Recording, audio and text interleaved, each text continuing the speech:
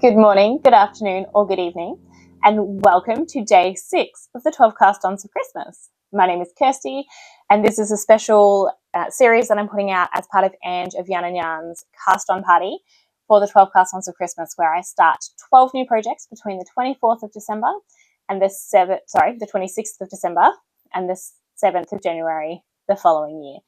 The whole Cast On Party goes from the 24th of December to the 31st of January, so if you haven't managed to get something cast on while I'm casting on, you still have time until the end of January to cast something on and join in the party. And then the idea is we just work on what we've cast on in December and January for the rest of the year. I am doing it a little bit differently. I have a bowl here that I put 24 ideas in before day 1, and every day I'm picking something out and I'm just casting on whatever I pick out. So I have no idea what I'm going to start today, but I'm very, very excited. Yesterday, I did take the day off as I suspected I would. Went to pick up a friend who's visiting from Australia, and so we drove into Krakow and went to the Christmas markets, and you would have probably seen a bit of footage of that before this moment. So right now, I'm going to pick out a project. It is January 1st. It is the beginning of 2026. It is 11:14 in the morning. I had a slower morning. I cooked breakfast, had a bit of a sleep in. So now I'm ready to start a new project. Let's find out what it is.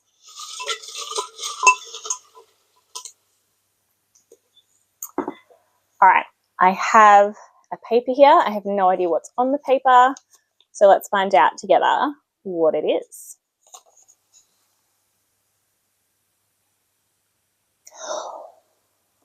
Advent mittens. All right, this one is going to be fun. I think I have the yarn here, and I'm going to have to figure out a whole lot about this project. So I will go get the yarn and show you, and I will be back. All right, so the Advent mitten garland, I'm going to put a photo up here so you can have a look what I'm talking about. It is beautiful, and it is one that I picked up, put on my knitting list when I saw Ange of Yarn and Yarns make this for her Advent 12 cast-ons. I want to say maybe 2 years ago she started this, and I thought that's brilliant. I looked it up, and the pattern is actually free. I think you can buy it as like one PDF complete package, but you can get it for free if you're willing to download the PDFs separately for each mitten. So that's what I've done. I have all the mittens downloaded, and I have bought yarn for it. This yarn I bought must have been last year, I think. No, not last year, because it's 2026. Would have been in 2024. I bought this in preparation for this project, and then it didn't come up last year. So this is the yarn that I have bought for it. 4 colours. I did stick as close as I could to the colours in the pattern just because I love how it looks. And so this is Sandnes Garn Sisu, which is a superwash 80% wool, 20% nylon. Oh, so I could use this for socks as well. That's great to know.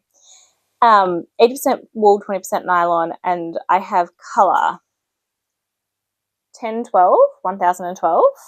I have colour 4228 for the red.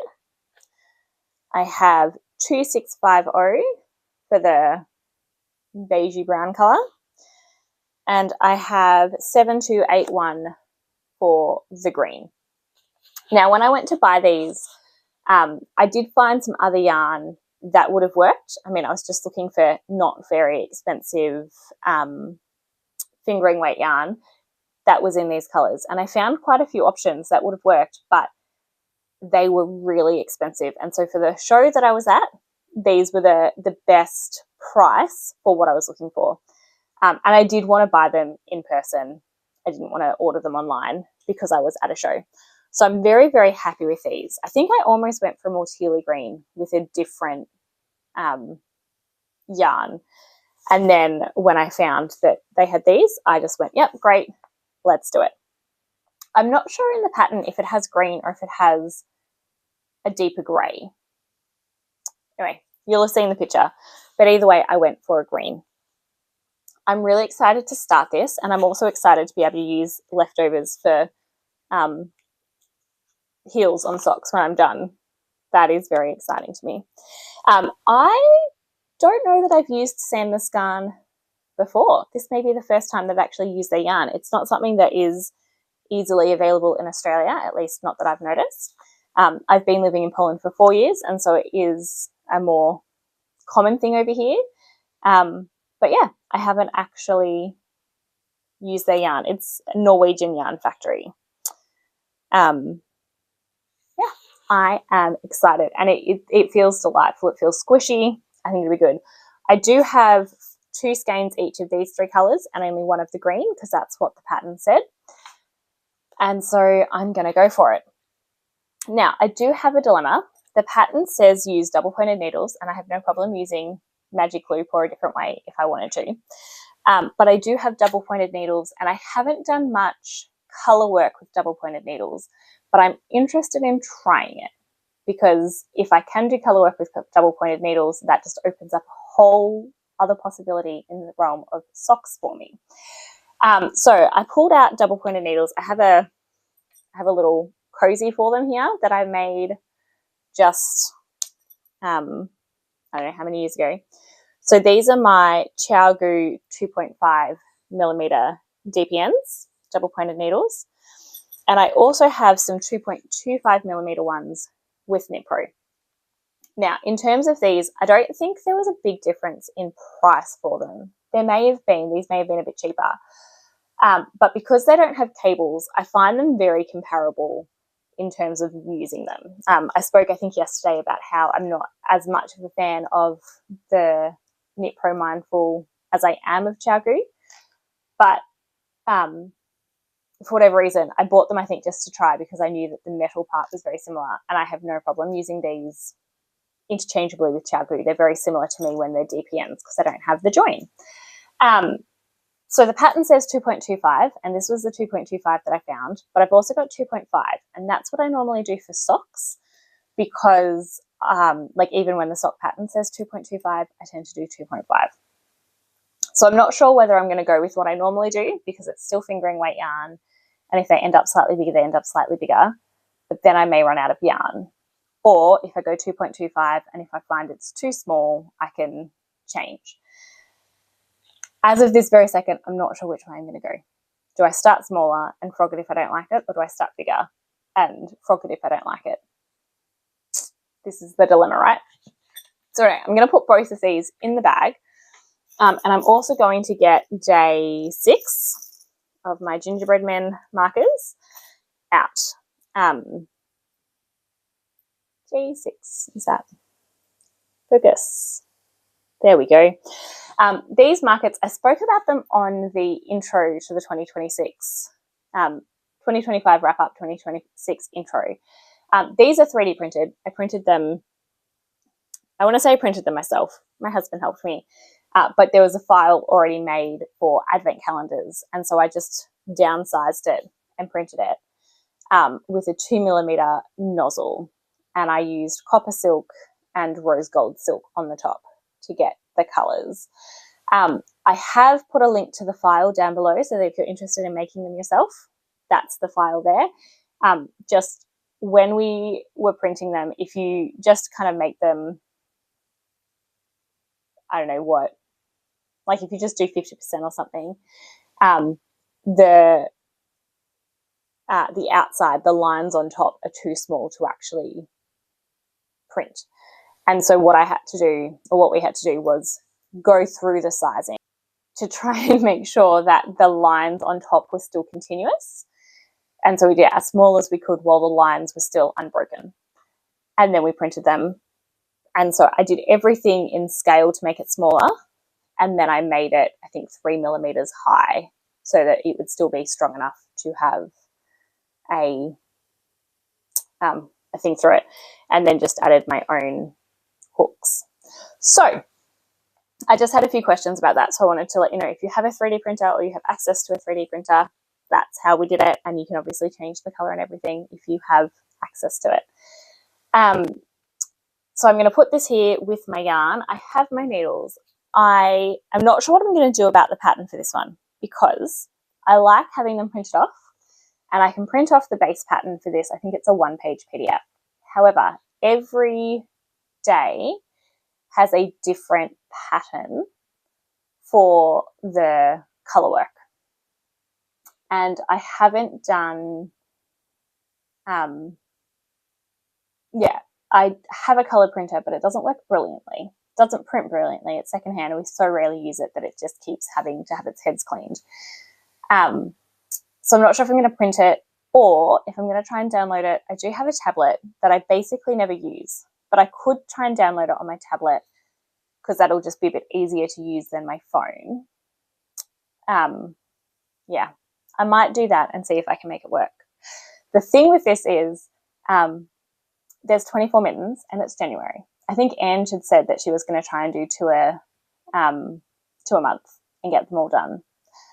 I think that would be really fun. I don't know if I'm going to be able to do that, but I am going to go downstairs and try and cast on the first one and see if I can get a fair amount done on the first one today. Because they're not full-size mittens, I actually need to make myself some mittens. Went out last night. It was so cold. It was like -4 degrees or something, but it felt colder because of the wind chill. It was snowing. It was very cold. And I had my fingerless mittens on, but I was still holding my kids' hands. And so my fingers were so cold. And I was like, I just need mittens. And there's a pattern that I want to start. And I'm like, do I just start them in the middle of 12 cast-ons as not a 12 cast-ons? I did that last year. I had a not a cast-on where I started something that wasn't out of the pot and I just wanted to start it. And then I finished that during the 12 cast-ons as well, while I was meant to be working on other things. I might do that. We'll see. Anyway, these ones are not full-size mittens. They're an Advent garland. And so I feel like they're not going to take as long, but they are colour work. And I'm only making one of each pattern. I'm not making pairs. So it's going to feel quicker, right? I don't know. Anyway, I'm going to go and get started. I'm very excited. I don't know what we're doing today other than me starting this and hanging out and having a nice at-home day. But if we do anything that I think is exciting, then I'll vlog about it. I'll take some video and then I'll come back and show you where I'm up to with the mittens. See you soon.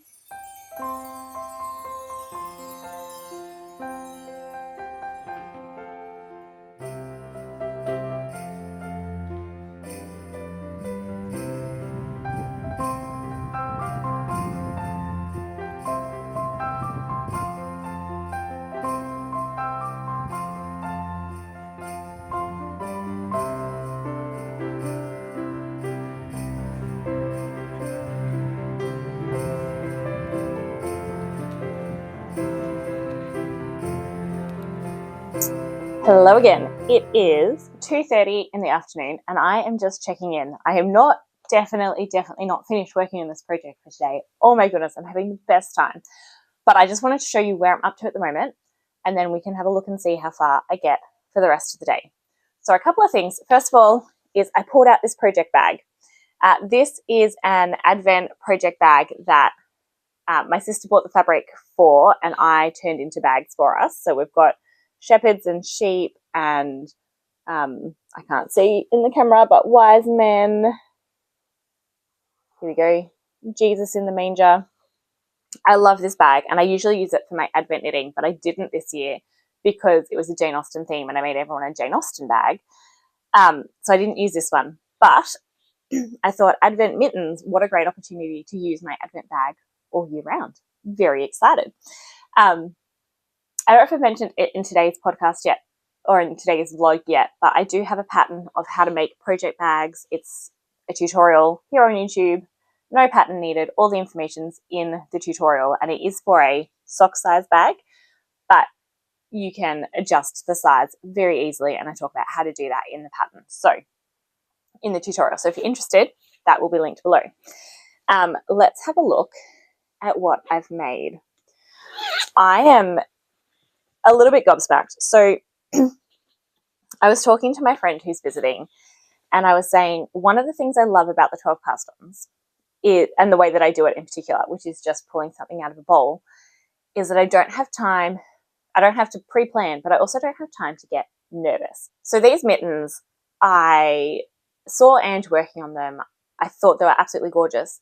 And I didn't notice, but at the beginning of each one, there is a Latvian braid. Now, Latvian braid in knitting is something that I've seen a few times and I've never actually done.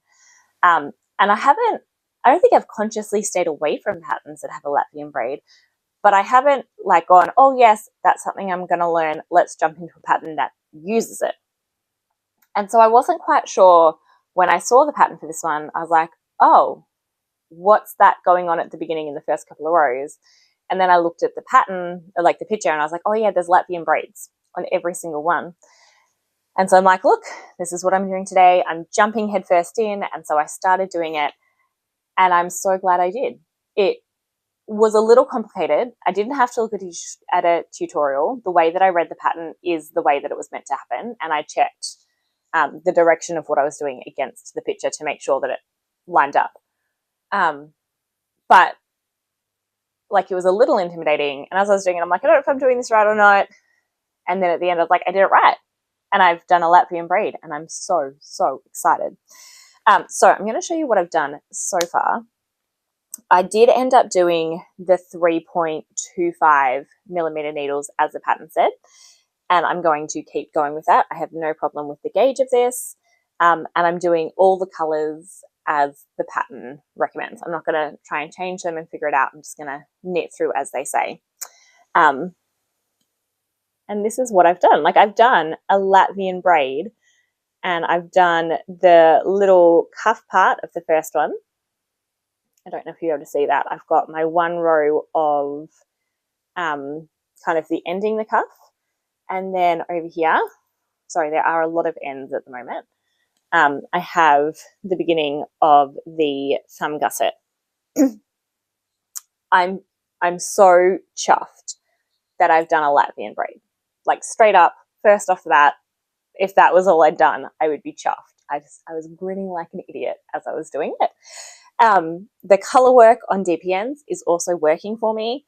I'm kind of doing some inside out and some not, depending. I'm catching my floats every 5 stitches. But generally, I'm finding it super easy to do color work on DPNs. And so I'm not sure, but I'll probably start doing DPNs for color work socks more and more, because I'm really enjoying the process. And I'm not sure if that's because when I'm using DPNs, I've probably shared this on my regular podcast, but when I knit, I hold my needle like this. So I have the point, but it leans against my thumb, and then I go back and forward. When I'm using 9-inch circulars, I don't have a needle long enough to do that. And so I actually have to hold my yarn in a different way and hold my needles in a different way. Like, I hold them like this rather than like that around my thumb. So it's quite different for the way that I knit. And so I figured out how to do that, and I do color work socks on 9-inch circulars, but this is just feeling so much more natural because it's the way that I already hold my needles. And now that I've figured out that tension thing, if I can knit it inside out, if I think there's floats going to be an issue, I'm really excited to go back and try color work socks on DPNs, like ridiculously excited. Yeah, I love DPNs, so that it just makes me so happy that I can do that now. It is something that the first time I picked up color work with DPNs, I found it overwhelming because I had all the different needles and I had the different yarns, and I was trying to figure out how to hold it and how to do tension, and especially tension around corners I was finding difficult. So if you're finding tension around corners difficult, instead of knitting it that way, if you flip it inside out, and then you end up carrying the floats around the outside, so when you get to a corner, you don't have the yarn pulling tight if you're pulling around the corner. If you do it inside, then if the floats say from here to here, then it can just kind of cut across without going up and down and having quite the length of the float that you need. So yes, knitting inside out socks, colorwork socks, or colorwork small circumference is what I do. Like for this, I did it for the sleeve. I do it for most things now. For this one, because it doesn't have to be a loose tension, it is for mittens that are going on a garland, not on someone's hand. I am doing it mostly in the right way, and then if it gets to a corner and I think that's going to pull, then I'll just kind of hold it. I'm not at a corner at the moment, but I'll just kind of hold it in place while I do that next bit, and then hope that that'll even out. I don't know how even that part is going at the moment, but overall, I'm really, really, really chuffed with how this is working out. Yeah, I presume that I'm going to block these. I don't always block socks, but these ones I will probably block and help even out some of the tension bits as well. But yeah, I'm just really, really chuffed. I am using my tablet to read the charts. That is working really, really well, and I'm really happy that that is an option now. This is a tablet that I got secondhand that I haven't really used much since I was given it, and I'm just now finding a few things like Zoom and apparently reading knitting charts, which it's really, really useful for. So I'm really happy to use that. I did print out the pattern. It is a 2-page PDF, not a 1-page PDF for the base pattern. And the base pattern is for every mitten. And so when I started reading it, I was a little bit confused because it has, knit, knit, knit. But when it says like knit, it's saying knit according to the pattern in the chart. So it may be knit plain or it may be knit, color work. You just don't know. So you have to read it along with the chart, and row 1 in the pattern corresponds to row 1 in the chart. So that was really helpful. I did start the first row and I was like, this doesn't seem right because the second row refers to something. And I was like, oh, okay, I need to read it concurrently. And because it's for all the charts, it is a very basic PDF pattern. So you're not trying to figure out, how do I even say that? You have to put the colorwork patterning into the pattern yourself from the chart. It doesn't tell you knit this row plain because for one mitten that may be plain, for another one it may be colorwork. So it is, very flexible. It's a flexible pattern. So I think now that I've figured that out, it'll be fine going forward. But the first row in the pattern says knit. And so I started knitting in one color, and then I realized it was meant to be 2 colors that I was knitting in. And I went back and fixed it, and it's been fine ever since. I am loving this. So much joy right now. I don't know if I'm going to manage, I have no idea how much I'm going to get done today. It's 2:30. I've got probably 2 movies ahead of me today. We'll watch one with the kids, and when the kids go to bed, we'll probably watch one with the adults. So that's, for have me stitches this is, that's quite a bit of knitting ahead of me today. That's quite a lot of possibilities. I would love to get this mitten finished today. I don't even know if that's reasonable, but maybe it is. We'll see. I do have a little bit of a croaky voice. Yesterday we walked around in the cold, started getting a little bit of a froggy voice. I don't think I'm sick. I think I'm just overtired and dehydrated. But then we came home, and the whole way home I was talking with my friend that we just picked up from the airport. And then we got home and we continued to talk for another few hours. And so I think it's just I haven't spoken this much for a long time. And I'm feeling it along with being tired. So I'm drinking tea. This is Fortnum and Mason afternoon blend, I think. This was a gift from our friend because she has been traveling through England and she knows that we like Fortnum and Mason tea. So that was very, very sweet. Just trying to drink water, drink tea, hydrate a bit again, and knit. And because it's New Year's Day, we have no plans today except for resting, knitting, TV. Kids have just bought themselves with pocket money, Christmas money savings. They've just bought themselves a new Paw Patrol game on the PlayStation. So they're playing that. I am planning to go and catch up on some 12 Cast Ons things. I saw Ange's second video has come up. By the time this is posted in a few days, I'm sure she'll have more than 2. But today, on January 1st, I saw her second had come up. Woolenburn had her Cast On plans come up. And so I'm ready to go and sit down and watch a bit of that while the kids play. And then we'll watch a movie together and have movie snacks. Maybe popcorn again, maybe not. I think the kids are a bit over popcorn. And then, that's a restful day. to look forward to.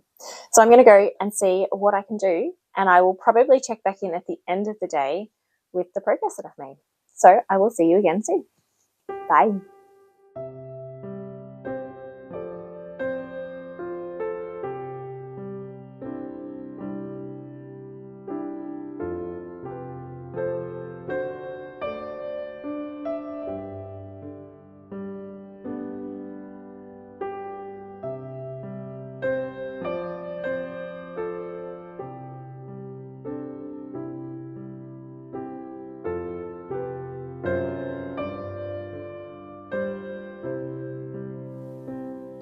Hello, it is the end of the day and I'm here to show you what I have finished. I am in the kids' corner. I have a giant elephant behind me here.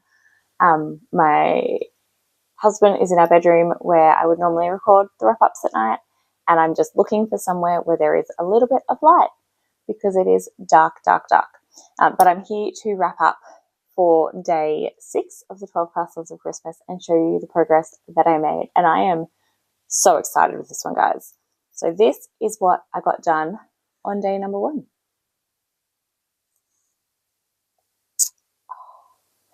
So you can see I've got the thumb still to go.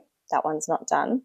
But other than that, it is all done. And I've even woven in the ends, which is just incredible. That's what the inside looks like. Look at all those floats. Very, very happy with that. I did it on DPNs, double pointed needles, and there is like a line down here from different tension from where I changed needles. I'm hoping that it will block out. I've also noticed that, I don't know even how well you'll see it, but like this side, it's a bit looser tension than this side. And again, I think that's just where the needle change happened. That one side has ended up a bit looser than the other. Like you might be able to see, like this here is not as big or noticeable as that there. I'm not very worried about it. I think it's the kind of thing that the more that I do this, the more even the tension is going to be. I'm not wearing these. No one's wearing these. These are for an Advent garland, so if they're a little bit thick and thin in parts, that's not a problem. But I think in the future, I'm definitely wanting to do colourwork socks this way. And so this is a great way to get practice doing colourwork on DPNs. I do have my little marker there saying day number 6. And yeah, like I got this all done in a day, which is just very exciting for me. First Latvian braid ever, number 1 on the mitten. Oh, this was so much fun. And I could have finished and put in the thumb.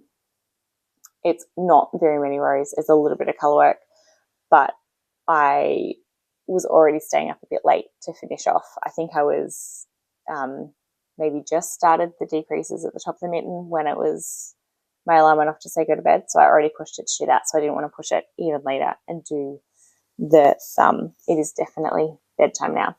But yeah, I'm very excited with this. I want to finish that thumb off and get the next one started. I think the Latvian braid is not difficult now that I know how to do it, but I would like to do it a few more times before I forget about it. So I'm not sure when I will pick this up again, but I'm hoping that I will do it reasonably soon after 12 cast ons finished, and at least finish this one and start the second, day number 2.